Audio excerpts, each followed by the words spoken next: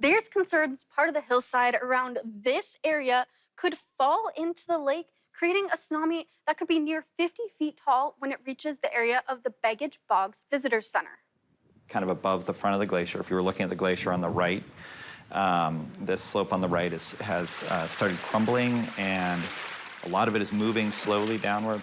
A slow-moving landslide towering above Portage Lake is a cause of concern for scientists like geologist Brentwood Higman.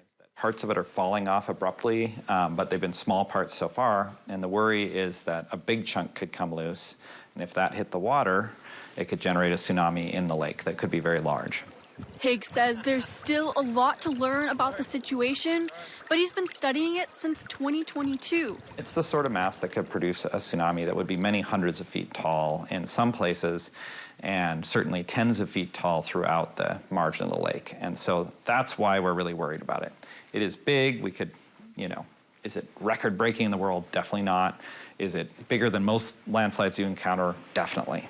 Geologist Mort Larson agrees the slide warrants close eyes. There's concern. That's a major corridor system. It's a recreational system.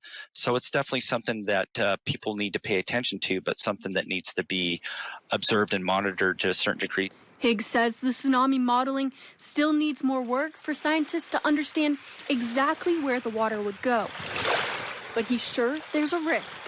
Reality is that the visitor center is at risk and that the valley is at risk. I have high confidence in that. Higg is also concerned about the risk to nearby infrastructure, including the tunnel into Whittier, the highway, rail lines, and power lines. Some very bad cases would involve something that would sweep all the way down the valley, would endanger everything in Portage Valley. Higg says there's a range of possibilities with a lot of uncertainty. We keep getting surprised by how variable the behavior of these landslides are. 100 years from now, we could sit down again, very old people, and maybe say, well, it turned out it didn't happen. He says to some, the risk might be worth it. People choose to take risks, and I think that's a fine choice to make.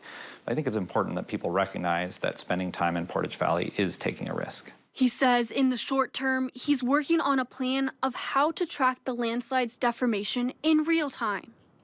Higgs says the scientists studying the slope are currently working on it in their spare time without funding. I've reached out to the U.S. Forest Service since Portage Lake is on its land. I was directed to a USGS scientist for comment, but have not heard back. Makayla Clark, Alaska's news source.